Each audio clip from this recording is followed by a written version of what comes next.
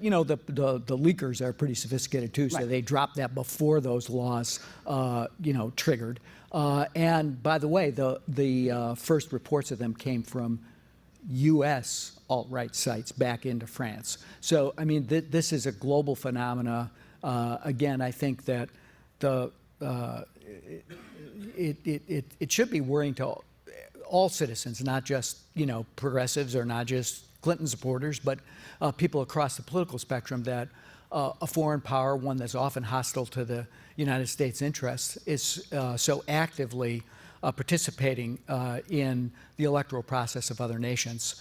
They've you know, hacked in Norway.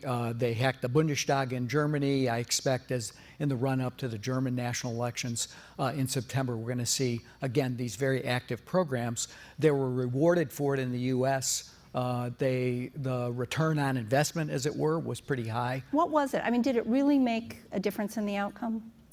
Well, you know, look, I think there's a lot of different factors. It's hard to pull in and you know, and say that this made a difference, that made a difference. I think the overall effect of the hacking emails kind of left that kind of undertow of, you know, emails were never going away. It was always a problem.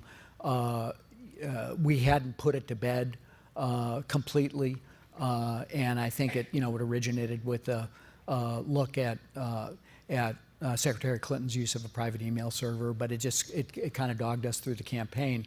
But it brought it back, and then I think, you know, the last weeks, Comey's decision to reopen the investigation and close it 9 days later, all that had a kind of swirl and had some impact, and I think certainly was.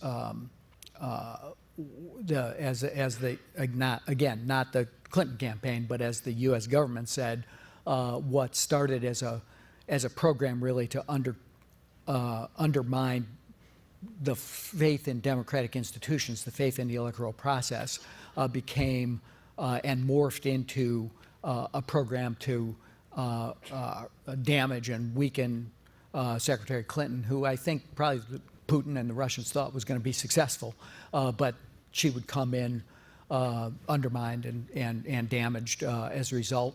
But that eventually turned when they saw the opportunity to, again, I'm citing the U.S. intelligence community to say that their sources indicate that they were actively trying to help Donald Trump.